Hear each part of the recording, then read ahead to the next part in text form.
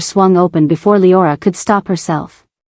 Steam rolled out in thick waves, clinging to her skin, catching in her throat. The mirror was fogged completely white. Water dripped from the showerhead in a slow, deliberate rhythm that seemed to count the seconds of her frozen heartbeat. And there he stood. Tuan. Her husband of exactly 4 hours. Droplets traced the hard lines of his chest, following the path down his abdomen, lower still. His dark hair was slicked back, water still beating at his temples. But it was his eyes that held her captive, those impossibly calm eyes that had watched her walk down the aisle just hours ago. Leora's breath caught. Her gaze dropped before she could stop it, then snapped back up, heat flooding her cheeks. You. The word barely escaped. You can't fit. The confession slipped out raw and unfiltered, hanging in the steam between them like something tangible. Her hand flew to her mouth, but the damage was done. Tuan didn't move. Didn't reach for the towel folded nearby. He simply studied her with that penetrating gaze that seemed to see through every defense she'd ever built. The corner of his mouth lifted, not quite a smile, but something gentler. Something that made her knees weak. The vulnerability in that moment was suffocating. His, for standing exposed before her without shame. Hers, for revealing the fear she'd been carrying since she'd said, "I do." This was their wedding night. The beginning of forever, wrapped in steam and silence and a confession she couldn't take back. But this isn't where their story began. 3 months earlier, Leora Bennett had arrived in Seoul with her mother's ashes in an urn and a suitcase full of sheet music. She was running from grief, from the empty house in New Orleans that still smelled like magnolias and her mother's perfume. She never expected to find him. She never expected a man whose name people whispered like a prayer or a curse, depending on whether you owed him loyalty or money, would become the person who made her believe in love again. She never expected that the most dangerous man in Seoul would look at her like she was made of something precious. And she certainly never expected that their love story would be racing against a clock she didn't even know was ticking. How did a gentle pianist from New Orleans end up married to Seoul's most feared crime lord? How did a man built from silence and shadows learn to love through music? Like and subscribe if you're ready for a love story that will shatter you. Comment where you're watching from, and trust me, you won't believe what happens when she discovers his darkest secret. Leora had always believed that grief had a sound. For her, it sounded like the last chord her mother ever played, a C minor that hung in the air of their New Orleans living room, sustained by the pedal her mother's foot never lifted. Leora had found her slumped over the piano bench, one hand still resting on the keys, as if she'd simply fallen asleep mid-song. The funeral was on a Tuesday. By Friday, Leora had accepted a teaching position at the Hanseong Academy of Music in Seoul. By the following Monday, she was on a plane, her mother's ashes tucked carefully in her carry-on, wrapped in her favorite silk scarf that still smelled faintly of jasmine. Seoul was supposed to be an escape. A city where no corner held memories of her mother's laughter, where no street corner cafe would remind her of Saturday morning beignet and coffee. She taught classical piano to children of diplomats and CEOs during the day, her smile professional and distant. But at night, she played at the Ivory Room, an exclusive lounge where politicians, businessmen, and people who preferred shadows to spotlights came to drink expensive whiskey and pretend they were cultured. The piano there was a Steinway Model D, and when Leora played, she poured everything she couldn't say into the keys. Every note was a conversation with her mother. Every melody was a prayer or a scream, depending on the night. She was 27 and terrified of loving anything she could lose again. What Leora didn't know was that on her third night at the Ivory Room, someone started listening. Tuan owned half of Seoul's underground, not through loud displays of power, but through calculated silence and absolute loyalty from the men who served him. He was 34 and had built his empire on a foundation of control. Every move was strategic. Every word is measured. Every emotion is locked behind walls built from necessity and survival. People didn't cross him. They didn't even look at him too long. His penthouse overlooked the Han River, sleek and cold and perfect, just like the life he'd constructed.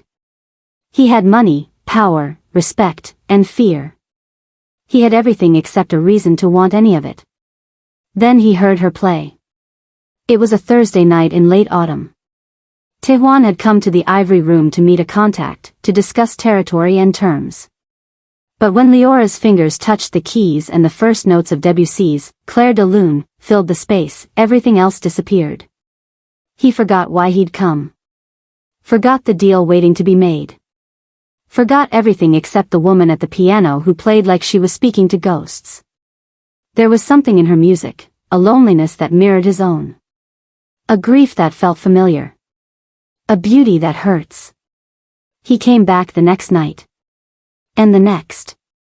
And the next. Always sitting in the same corner booth where shadows gathered thick. Always alone. Never speaking. Just watching. Just listening. Just letting her music dismantle him one note at a time. His men noticed. His lieutenant, Jean Su, asked questions. Who is she? Do you want us to find out? Tuan said nothing. Because how could he explain that this woman he'd never spoken to was the first thing in 10 years that made him feel human again? How could he explain that he was dying, the doctors had given him a year, maybe less, and her music made him want to fight for time he didn't have? He couldn't. So he just kept returning, night after night, falling in love with a woman who didn't even know his name. It was her 47th night playing at the ivory room when everything changed. Leora finished Chopin's Nocturne in E-flat major, her fingers lifting from the keys as the final note dissolved into silence. She was gathering her sheet music when a voice emerged from the shadows behind her. You play like you're speaking to ghosts. She turned sharply. A man stood 3 feet away, tall, impeccably dressed in a black suit that probably cost more than her monthly rent. His face was striking in its severity, all sharp angles and controlled intensity. But his eyes held something unexpected. Something soft. Leora's practiced smile faltered. I'm sorry. The way you play, he continued, his accent threading through the words, making them careful and deliberate. It's not for the audience. You're speaking to someone who isn't here anymore. Her breath caught. In 3 months of playing, hundreds of people had complimented her technique, her passion, her skill. No one had understood what she was actually doing. My mother, she heard herself say.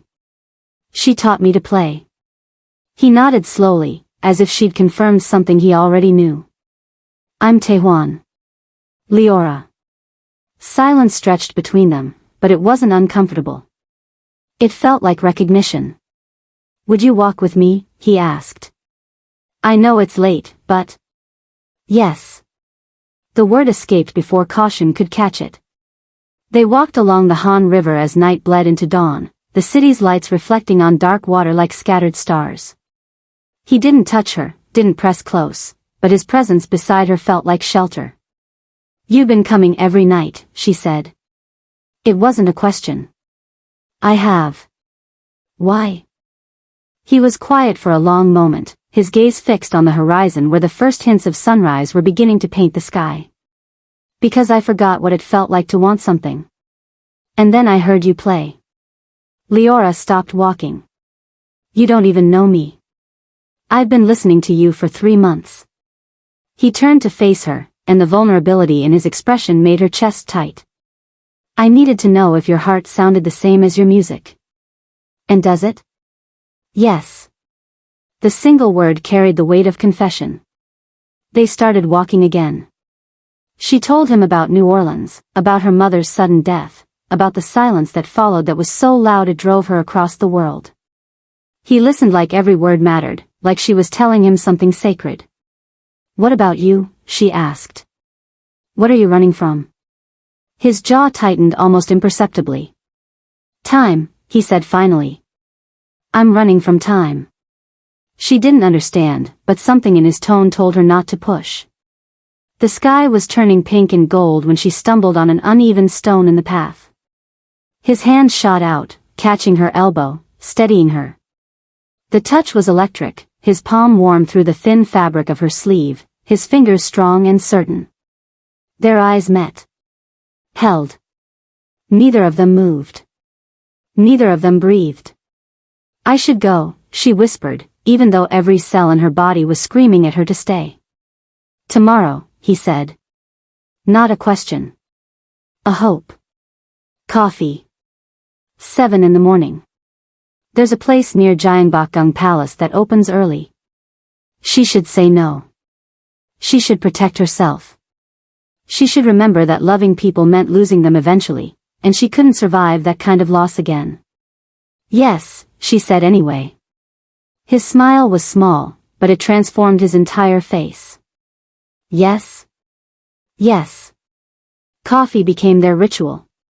Every morning at 7, Leora would find Tuan already waiting at a small table by the window, 2 cups steaming between them.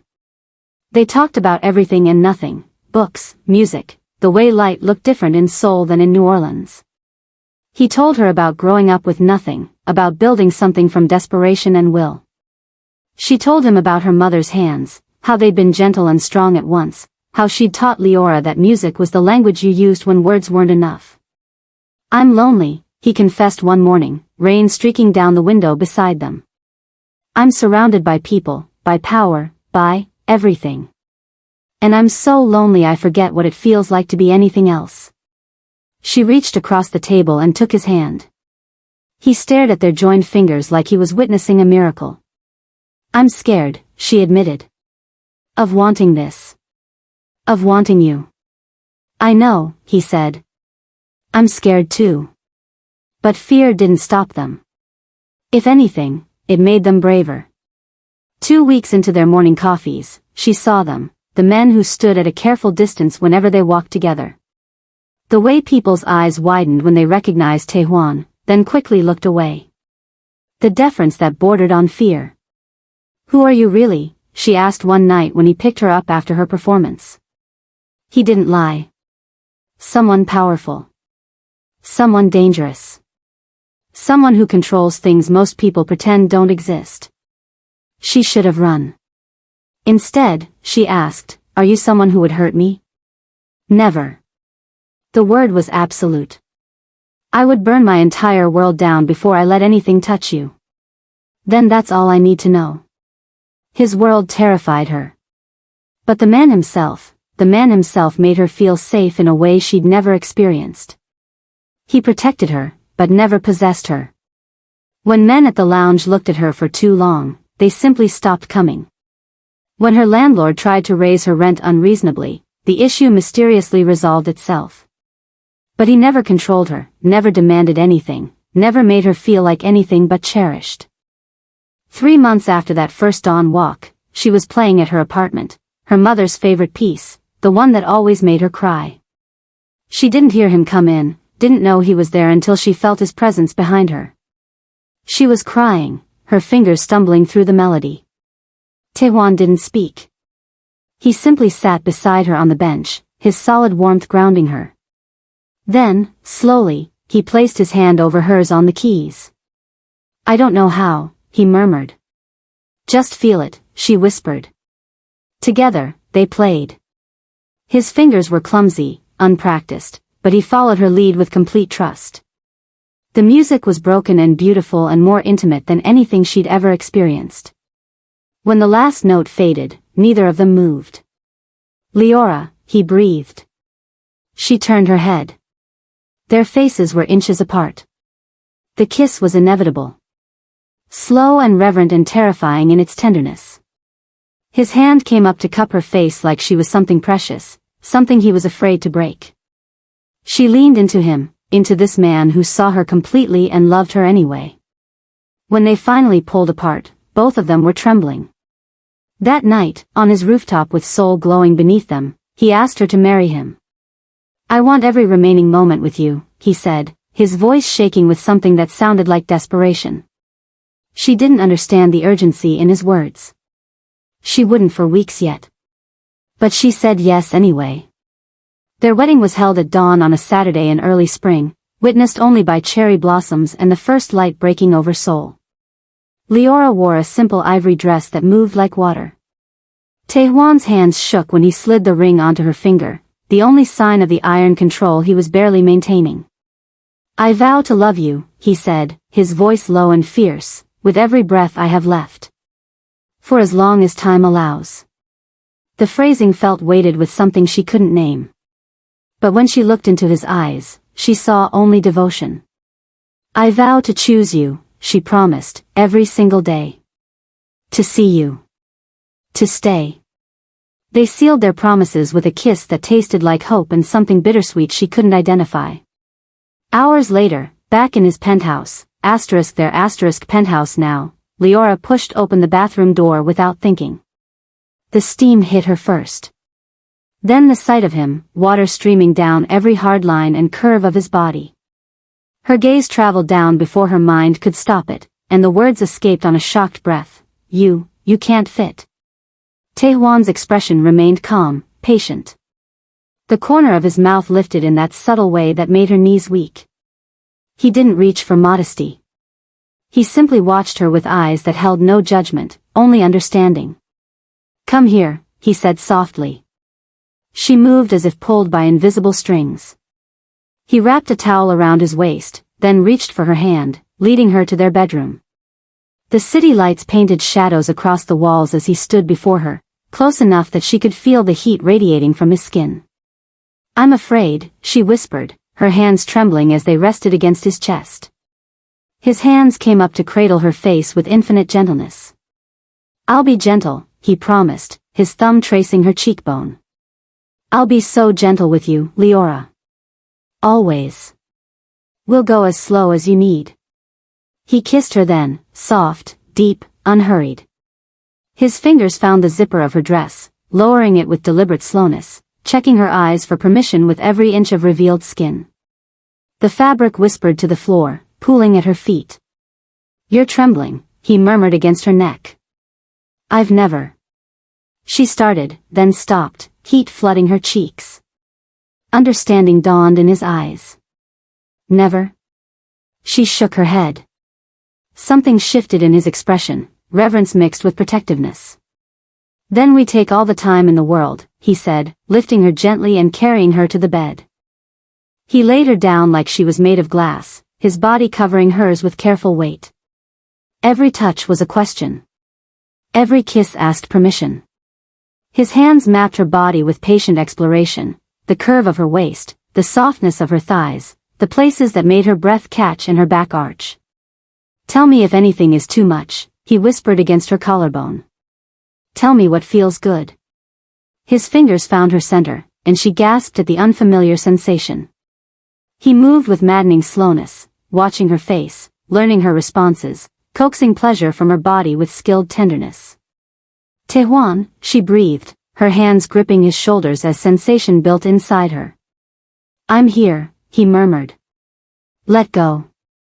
I have you. When she came apart beneath his touch, crying out his name, he held her through it, whispering praise in Korean and English until the words became meaningless sounds of love. Only then did he position himself between her thighs, his eyes locked on hers. Breathe for me, he said softly. He entered her slowly, so slowly she could feel every inch, every stretch, every moment of adjustment. When she tensed, inhaling sharply at the unfamiliar fullness, he stilled completely. Breathe, he reminded her, his own breath ragged with restraint. Just breathe, Sarang. She focused on his face, the tension in his jaw from holding back, the tenderness in his eyes, the way he watched her like she was the only thing in the universe that mattered. Gradually, her body softened around him, accepting him deeper. Okay, he asked, his voice strained. Okay, she whispered. You can move. He did, establishing a rhythm that was gentle and deep and devastating in its intimacy. One hand tangled in her hair, the other gripped her hip, anchoring them together. He kissed her between strokes, her lips, her throat, her shoulders, murmuring words she didn't fully understand but felt in her soul. Sarangi. He breathed against her ear. I love you. God, Leora, I love you. The pleasure built differently this time, slower, deeper, more profound. When her second climax approached, he felt it in the way her body tightened around him, and he increased his pace just slightly, angling to hit the spot that made her see stars. Tuan. She shattered, her nails digging into his back, her body convulsing around him. He followed her over the edge moments later, her name a broken prayer on his lips as he buried himself deep and came undone inside her. They lay tangled together afterward, both trembling, both changed. He pulled her against his chest, his hand stroking her hair with infinite tenderness. "I've never felt this safe," she confessed, her voice thick with emotion. "In my whole life, I've never felt like this." "Good," he whispered into her hair, holding her tighter. "That's all I want. For you to always feel safe with me." They made love twice more that night, once in the early hours when she woke to his kisses trailing down her spine, and again at dawn when the sun painted their bedroom gold and he worshipped her body with his mouth until she came apart gasping his name. Each time was different. Each time, he learned her better. Each time, the vulnerability deepened into something that felt sacred. By morning, she understood that their physical union was a metaphor for everything else, the trust required, the patience needed, the beauty of letting someone see and touch and know the most vulnerable parts of you. The weeks that followed were a revelation. They couldn't keep their hands off each other. He would pull her onto his lap while she practiced piano, kissing her neck until her fingers fumbled the keys. She would join him in the shower, and they'd make love against the tile while steam filled the room. They'd wake in the middle of the night reaching for each other, their bodies speaking a language that needed no translation. But it wasn't just passion. It was the way he brought her coffee exactly how she liked it. The way she learned to cook his favorite dishes. The way they'd curl up together on the couch, her reading while he worked, just existing in the same space. The way he watched her sometimes, with an intensity that felt like memorizing, should have warned her something was wrong. But she was too happy to notice. Too lost in the perfection of loving and being loved. Until the day she found the file that would shatter everything. The medical file was in the second drawer of his desk, tucked beneath contracts and ledgers. Leora had been looking for travel documents. Instead, she found a death sentence. Patient, Kang Tae-hwan. Diagnosis, stage 4 pancreatic adenocarcinoma. Prognosis, 8 to 12 months. Date of diagnosis, 6 months ago. Treatment status, all interventions declined by patient. The words blurred. Her hands went numb.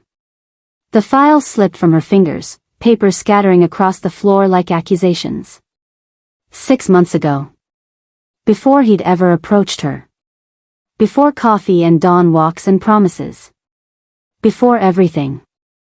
The office door opened. Tae-hwan stopped in the doorway, his gaze dropping to the papers, then rising to her face. She watched something in his expression crumble, not surprise, but resignation. Like he'd always known this moment would come. "Leora. You're dying." Her voice sounded strange. Distant. "You've been dying this entire time." He stepped forward. She stepped back. "You married me knowing?" The words tore out of her, raw and ragged. "You let me fall in love with you, let me bind my life to yours, knowing you were dying?" "Yes." No excuses. No deflection. Just that single, devastating word. Something inside her shattered. She collapsed, knees hitting the floor, sobs ripping from her chest in great, gasping waves. "How could you? How could you do this to me?"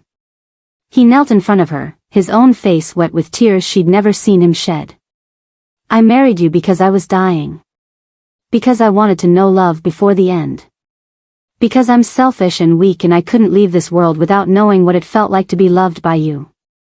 You lied to me." "I never lied. I just didn't tell you the truth." "That's the same thing." She shoved at his chest, fury and grief warring inside her. "I lost my mother. I came here to escape grief, and you let me love you knowing I'd lose you too. Knowing you'd leave me alone again. I was going to disappear," he confessed, his voice breaking. "Before it got bad. Before you had to watch me deteriorate. I was going to leave you with good memories and enough money to." "I don't want your money." She was screaming now, past caring. I want you. I want a lifetime, not a handful of months. I want, her voice cracked. I want what you promised me. I can't give you that. You could have tried. Surgery, treatment, fighting, but you just gave up. Because I'm tired, Leora. I've been fighting my entire life. When the doctors told me, I was almost relieved. Finally, an end I couldn't control. She stared at him, this man she loved, this stranger who'd kept the most important truth hidden. And me? Did you think about me at all? Every second. He reached for her face, but she flinched away. You're all I think about. Why do you think I'm selfish enough to marry you? I knew it was wrong. I knew I'd hurt you. But I couldn't help it. I couldn't die without knowing you. The night was impossible. They retreated to separate rooms, both breaking in private. Leora cried until her throat was raw, until she had no tears left, until rage gave way to something worse, the realization that she still loved him. Even now. Even knowing everything. At dawn, she appeared in his doorway. He looked up, red-eyed and devastated. I don't forgive you, she said quietly. But I'm not leaving. Leora. You fight. Surgery, treatment, everything. Or I walk away right now. Her voice was steel. Those are your options. Tuan agreed to the surgery. Not because he was afraid of dying, he'd made peace with that months ago. But because the woman he loved was standing in his doorway with tears on her face and steel in her voice, he realized that fighting for his life was the only way to prove his love was real. Leora transformed overnight. The gentle pianist became a warrior. She researched every surgeon, every treatment protocol, every statistic. She called hospitals in 3 countries, demanding consultations, refusing to accept anything less than the best. When doctors hedged their words with caution, she pushed back with questions that forced them to give her truth instead of platitudes. I need to know the real odds, she told Dr. Kim, one of Seoul's top oncologists. Not the comforting version. The real numbers. 30%, he said quietly. Maybe 35 with the surgery we're proposing. It's aggressive. High risk. Higher risk than doing nothing? No. Then we do it. The night before surgery, she wheeled a keyboard into his hospital room. The nurses protested until Tuan's lieutenant made a call, and suddenly no one objected anymore. She played Debussy, Chopin, Beethoven. All the pieces he'd heard her play at the Ivory Room, back when he was just a man in the shadows falling in love with a stranger. His hand found hers between songs. If I don't wake up. You will. Her interruption was fierce. You will wake up. We're not done yet, Tuan.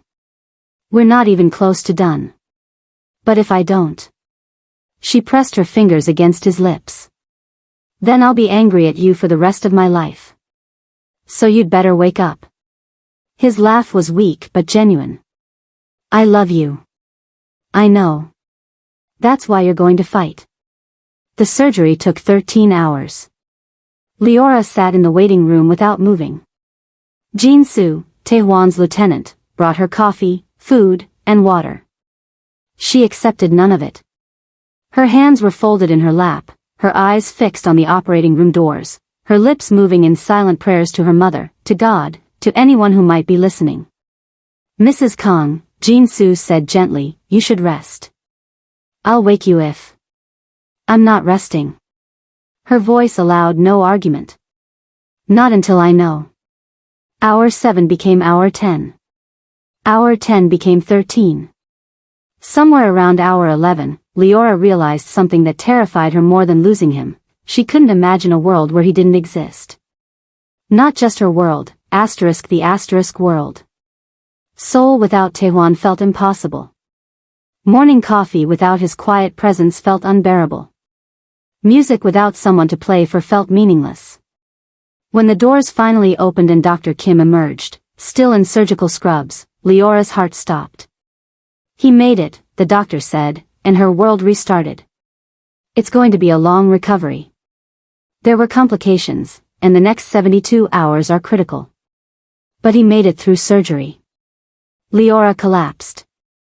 Not dramatically, not loudly, she simply folded, her legs giving out, her body surrendering to relief so profound it felt physical. Jin-soo caught her before she hit the floor. She cried. Deep, racking sobs that came from somewhere primal. Thank you, she gasped to the doctor, to Jin-soo, to her mother, to the universe. Thank you, thank you, thank you. They let her see him 2 hours later. He looked small in the hospital bed, tubes and wires connecting him to machines that beeped steadily. His face was pale, his breathing shallow. But his eyes opened when she took his hand. You kept your promise, he whispered, his voice barely audible. She brought his hand to her lips, tears streaming down her face. We both did. Recovery was brutal. There were days he couldn't eat, couldn't move without pain, couldn't do anything but grip her hand and breathe through the agony. There were setbacks, fevers, infections, complications that sent them back to emergency rooms at 3 in the morning. But there were victories too. The first time he sat up alone. The first meal he kept down. The first smile that reached his eyes. Leora never left. She read to him when he was too weak to focus. She played recordings of her music when the silence became too heavy. She held his hand through the worst nights and celebrated the smallest improvements with fierce joy. 6 weeks post-surgery, he took his first steps. She was there, arms around his waist, tears streaming down both their faces, whispering encouragement with every shuffling movement. I'm here, she said. I've got you. We're doing this together. 6 months after surgery, Dr. Kim called them into his office. Leora's hand was white-knuckled in Taehwan's grip. They'd been here before, sitting across from doctors, waiting for verdicts that would reshape their lives. But this time felt different. This time, hope felt dangerous. Dr. Kim pulled up the scans on his computer screen. The tumors are gone, he said simply. All of them. You're in remission. The word hung in the air between them. Remission. Not cured, Dr. Kim was careful about that distinction. But clear. Present. Alive. How long? Taehwan asked, his voice steady despite the tremor in his hand. We'll monitor closely. Scans every 3 months for the first year, then every 6. But right now? Dr. Kim smiled. Right now, I'm cautiously optimistic that you have a real chance at a long life. Leora pressed her hand to her mouth, but the sob escaped anyway. Taehwan pulled her into his chest, his own tears falling silent and free. They held each other in that sterile office while Dr. Kim politely stepped out, giving them privacy for their miracle. We did it, she whispered against his heart. We actually did it. You did it, he corrected. You didn't let me give up. That night, they didn't return to the penthouse overlooking the Han River. Instead, Taehwan drove them to a neighborhood she'd never seen, quieter, greener, away from the heart of his empire. I bought us a house, he said, pulling up to a traditional hanok with modern touches. Somewhere that's just ours. No business. No past. Just us. She stared at the house, at the garden already beginning to bloom, at the windows glowing warm, and understood what he was really saying. He was choosing life. Their life. Inside, she discovered he'd been planning this for weeks. There was a piano in the main room, not a Steinway, but something smaller, more intimate. There were photos on the walls of their wedding, of quiet mornings, of moments she hadn't known he'd captured. I'm stepping back, he told her over dinner that night. Jin-soo will handle operations. I'm keeping enough involvement to stay safe, but I'm done living in that world fully. I want mornings with you. I want to learn to cook properly. I want to hear you play piano in our home instead of in lounges for strangers. Are you sure? She asked, knowing what he was giving up. I've never been more certain of anything. Later that evening, after they'd unpacked boxes and christened their new home with laughter and stolen kisses, Leora led him to the piano. I wrote something, she said. For you. I started it in the hospital, finished it last week. She played, and the melody was everything they'd survived: grief and hope, fear and courage, desperation and joy. It was the sound of almost losing and choosing anyway. It was them. When the final note faded, Tuan was crying. What's it called? He asked. The man who taught me forever isn't promised. He stood, pulled her up from the bench, and drew her into his arms. They danced in their living room with no music, clumsy and perfect and alive. I almost missed this, he murmured against her temple. I almost missed you. I almost chose to give up over this. But you didn't, she said, pulling back to look at him. We're here. We're here, Tuan. That night, in their new bed in their new home, they made love like people who'd been given a second chance. Every touch was gratitude. Every kiss was a celebration. Every whispered word was a promise to choose each other, again and again, for as long as time allowed. You didn't just save my life, he confessed afterward, her head on his chest, their fingers intertwined. You gave me a reason to want it. Good, she whispered. Because I'm not done with you yet. Not even close. 1 year later, Leora stood backstage at Seoul Arts Center, her hands trembling slightly as she adjusted her dress. Through the curtain, she could see the concert hall filling, diplomats, musicians, critics, strangers. But her eyes found only one person, Tuan, sitting front row center, looking healthier than she'd seen him in all the time she'd known him. His smile was soft, proud, and entirely hers. She walked onto the stage and played the performance of her life. Every note was a thank you. Every melody was a celebration. When she finished her original composition, the one she'd written for him, the audience rose in standing ovation.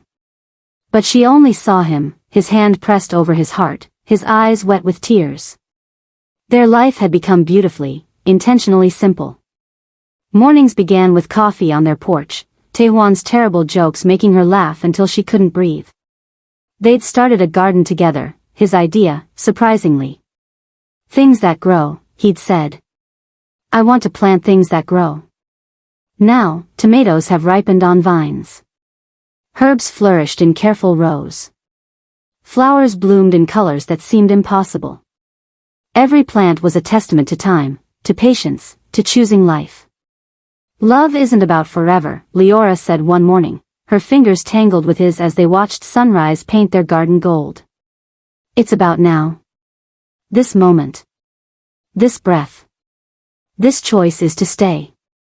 He turned to her, bringing her hand to his lips. Then let's have 1,000 now. 1,000,000. As many as were given. That evening, as the sun began its descent, they climbed to their rooftop, the same place he'd proposed, back when they'd both been different people with different fears. She'd brought her portable keyboard. He brought wine and the blanket from their first picnic. Play for me, he requested, settling beside her. So she did.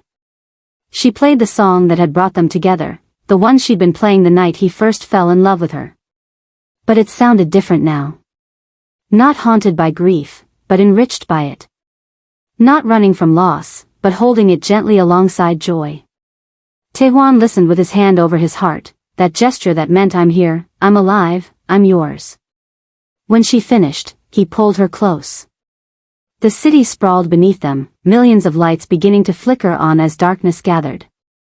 But up here, wrapped in each other's arms with music still floating in the air between them, they existed in their own universe. No guarantees, she whispered. No guarantees, he agreed. Just this. Just us. Just now. She tilted her face up to kiss him, soft, slow, full of everything words couldn't hold. Because sometimes the deepest love story isn't about how it ends. It's not about forever or fate or perfect timing. It's about two people who looked at limited time and chose each other anyway. Who turned fear into courage, grief into growth, and almost endings into new beginnings. It's about loving fully when time is the most precious gift you have. And as Seoul's night sky deepened above them, Leora and Tuan stayed wrapped in each other, breathing the same air, hearts beating the same rhythm, grateful for every single now they'd been given, and every now still to come.